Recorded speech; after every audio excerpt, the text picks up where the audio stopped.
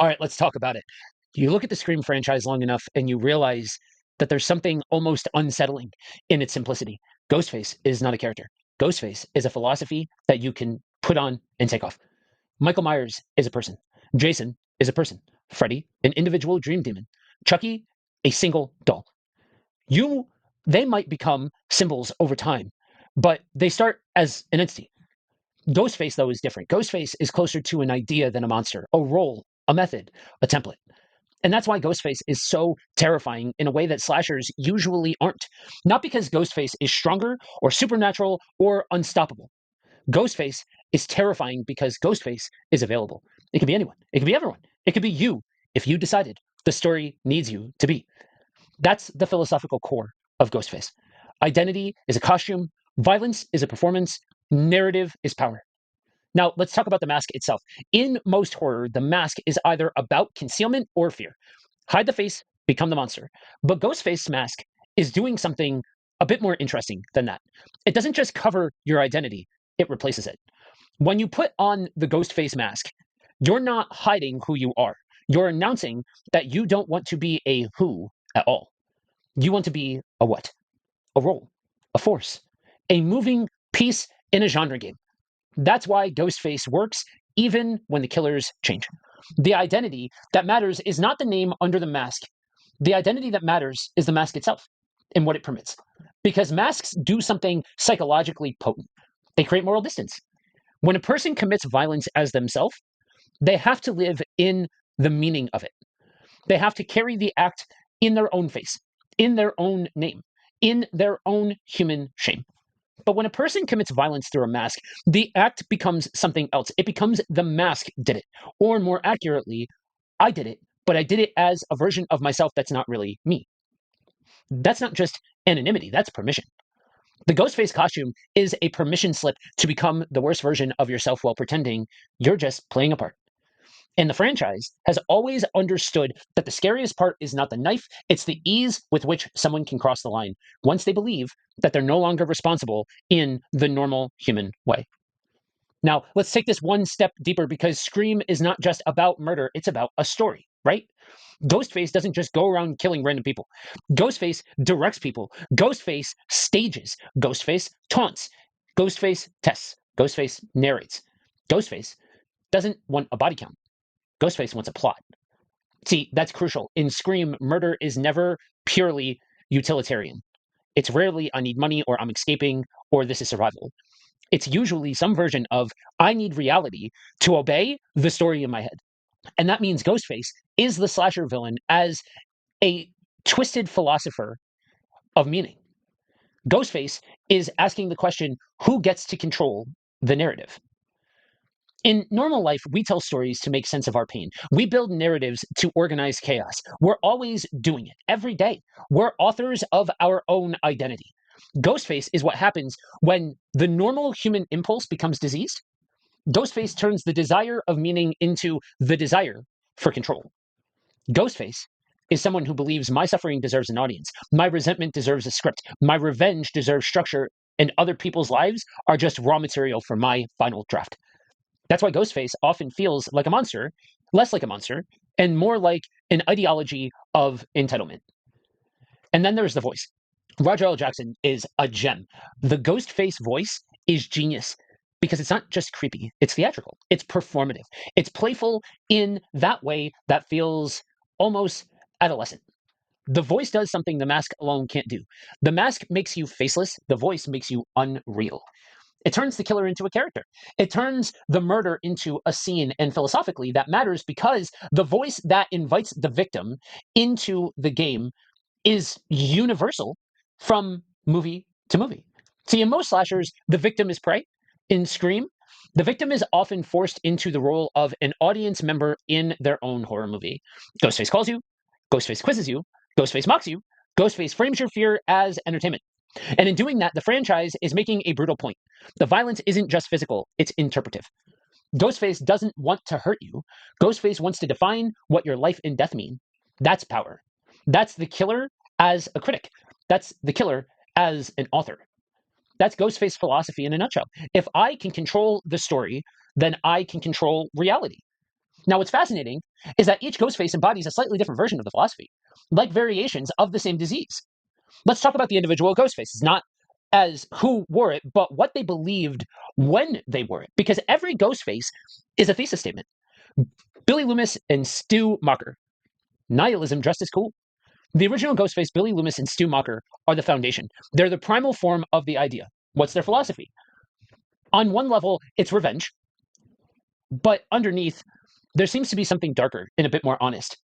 They don't want accountability. They want aesthetic. They want to do something horrific, then treat it like a movie.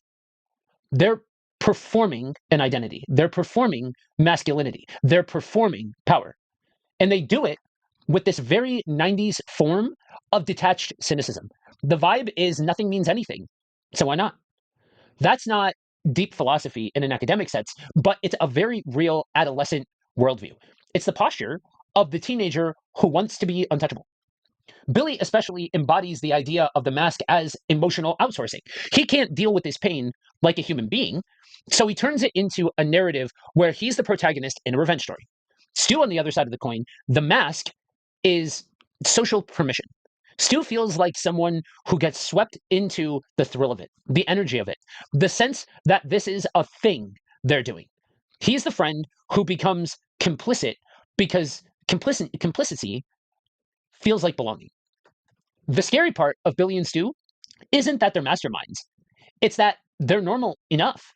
They are the beginning of the franchise's most unsettling claim that Ghostface is not a boogeyman. Ghostface is what happens when cruelty becomes a personality, and personality becomes a performance. Then we move on to Scream 2, where we have Mickey Altieri, murder as media theory. Mickey in Scream 2 is where the franchise makes its thesis explicit. Mickey's philosophy is basically the movies made me do it. Now, the franchise isn't endorsing that, it's analyzing it. Mickey is the embodiment of the human instinct to externalize blame. He wants his violence to be interpreted as culture's fault, not his. And that's why he's such an important Ghostface. He represents the mask as an ideology. He doesn't just want to kill, he wants to turn his killing into a public argument. He wants to be a symbol. He wants to be a case study. In other words, he wants the mask to transform him from a murderer into a phenomenon. This is Ghostface evolving. The first film is about killers who hide behind horror conventions. The second gives the killer who weaponizes cultural commentary itself. Mickey is Ghostface as I will become famous by becoming a problem that society has to talk about. And if that sounds modern, it is. Then we have the other Ghostface from Scream 2, Debbie Salt, aka Mrs. Loomis.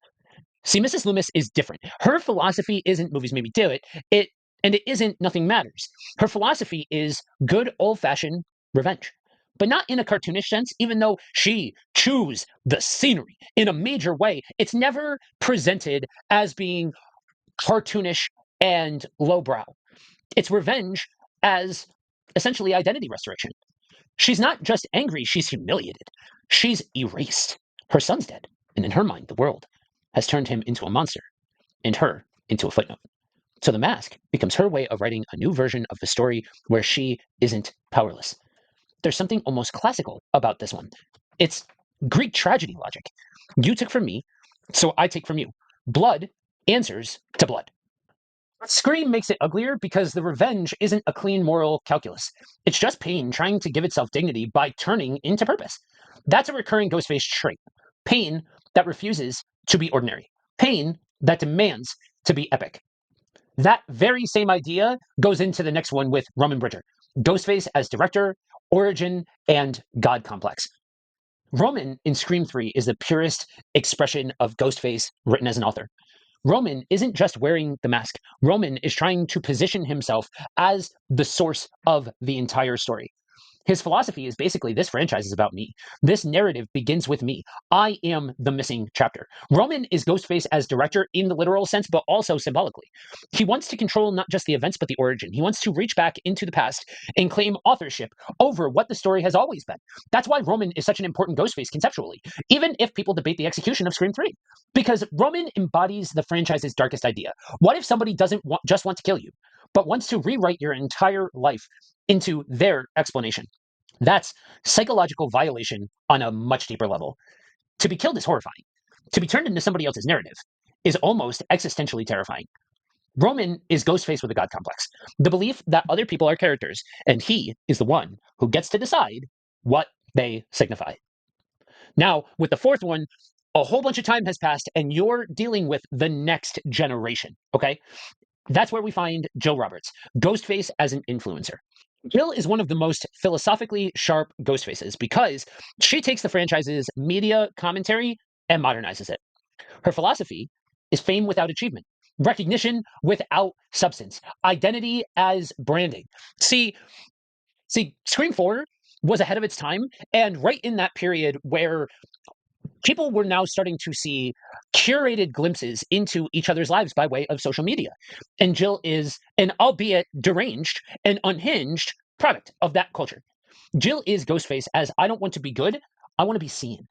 And here's where Scream gets brutally honest about the culture. Jill understands that in a world obsessed with attention, victimhood can be a path to celebrity. She understands that people don't just consume stories, they consume pain as content. Literally look at the true crime genre as a whole. So she tries to manufacture herself as the perfect final girl narrative. She is the mask turned inside out. Instead of wearing the mask to become anonymous, Jill uses the mask to engineer a public identity that will be loved. That's sick genius. The mask becomes a tool for curating an image. And philosophically, Jill represents the most modern Ghostface impulse, the desire to be the hero without paying the cost of becoming one. And then you've got Charlie Walker, Ghostface, as resentment in the passenger's seat. See, Charlie is a dark reflection of Jill. He's the killer who thinks he's going to be rewarded by the story. He buys into the fantasy that if he plays his role, he'll get what he wants. Charlie's philosophy is basically if I do the right genre things, I get the girl. I earn the ending. I earn the validation. That's the mask as a delusion. Charlie is Ghostface as someone who can't live in reality. So he tries to live inside a script where the rules will finally benefit him. And like so many Ghostfaces, he discovers too late that the mask doesn't make you the author. Sometimes it makes you the disposable henchman. From this point, we move on to requel territory with Richie Kirsch and Amber Freeman, Ghostface as toxic fandom and canon enforcement. Scream 2022 gives us Ghostface as essentially fandom pathology. Richie and Amber are not killing for money or survival. They're killing for what they consider quality control. Their philosophy is entitlement. They believe the franchise belongs to them, and the world owes them a version of the story that matches their preferences. They treat murder like a petition, like a review, like an aggressive form of cynicism. And the brilliance here is that Scream isn't saying fans are bad. They're saying something much sharper. When fandom becomes identity, cynicism becomes morality. If your sense of self is built on a story, then a story disappointing you doesn't just feel like a bad movie. It feels like a personal attack. It feels like theft. It feels like betrayal. So Richie and Amber embody a terrifying logic. I'm justified because I'm defending what I love. That's how the mask becomes righteousness. That's how violence becomes virtue in the killer's head. They are Ghostface as the darkest side of nostalgia. Not love of the past, but hatred of the present for not conforming to what they believe is correct. And then we have Scream 6 with Wayne, Quinn, and Ethan, Richie's family. Ghostface as family myth and inherited trauma. See, Scream 6's Ghostface moved the philosophy into legacy territory, and not in a cute way. Their philosophy is revenge again, but filtered through identity and inheritance. They treat Richie's death as a family wound that must be answered by turning the world into their revenge story. And what makes them interesting is that, or at least interesting in concept, is that they feel like Ghostface has become a family business, a continuation of something, almost like the mask itself is a lineage. This is the franchise saying that Ghostface isn't just a one off mania, it's something that can become generational. And that's chilling because it mirrors how trauma can become generational as well. How grievance can become tradition, how identity can become, we are the kind of people who do this. And if Ghostface is a philosophy, then this is a Ghostface as a household religion, a shared belief that the world wronged us and therefore we are permitted to become monsters. So, what does Ghostface represent overall? If you zoom out, Ghostface represents a few big philosophical ideas that make Scream feel smarter than on paper it necessarily has any right to be. The first is that the self is fragile. People will do anything to repair it. Almost every Ghostface is someone trying to fix a shattered identity. Billy turns pain into revenge. Mickey turns violence into cultural argument. Jill turns murder into fame. Richie and Amber turn fandom into moral entitlement. And the Baileys turn grief into the Kirsches, turn grief into legacy vengeance. Different motives, same core. A person who cannot tolerate their ordinary self anymore. So they put on a mask that lets them become something bigger than themselves. The second is that the mask is a shortcut to meaning. Ghostface is what happens when someone wants their life to have significance, but they don't want to earn it through love, work, or sacrifice. So they choose spectacle, they choose narrative, and they choose myth. Ghostface is a shortcut. If I do something extreme, the world will finally have to acknowledge that I exist. And the third is that Ghostface is the audience becoming the monster. This is the meta core that makes Scream sting. Ghostface is not just a killer inspired by movies. Ghostface is a symbol of how media can become a blueprint for identity. And more importantly, Ghostface is the franchise quietly turning the camera toward us. Because if Ghostface is a costume that you can buy at every five and dime, then Ghostface is a reminder that the boundary between spectator and participant is thinner than we like to think that it is. Scream makes the uncomfortable point that horror is not just something that we watch, it's something that we rehearse emotionally. We practice fear, we practice cynicism, we practice fascination with violence as a story. Ghostface is what happens when someone takes that practice too far. See, Michael Myers never dies because he's mythic. Ghostface never dies because he's replicatable. The mask can always be found again. The voice can always be copied again. The rules always are replayed again. And as long as human beings keep doing the things that we always do, which is turning pain into a story, resentment into an identity, and identity into a performance, then Ghostface will always make sense. Because Ghostface is not a monster from outside the house. Ghostface is the monster that shows up when someone inside the house decides that their life has to become a movie. And that's the final bleakly funny, painfully true philosophy of Ghostface. The mask doesn't hide the killer. The mask reveals what the killer believes that life is. A script, a stage, a contest for meaning, a story where other people are props. So when Ghostface puts that mask on, what it represents is not just I'm about to kill someone. It represents something far more unsettling than that. I'm about to make reality obey my narrative. And that's why Ghostface is one of the most philosophically rich villains in horror history. Not because Ghostface is deep in the way a supernatural demon is deep, but because Ghostface is deep in a way that people are deep, contradictory, performative, wounded, hungry for meaning, and capable of using the mask to become what they secretly wanted permission to be the entire time.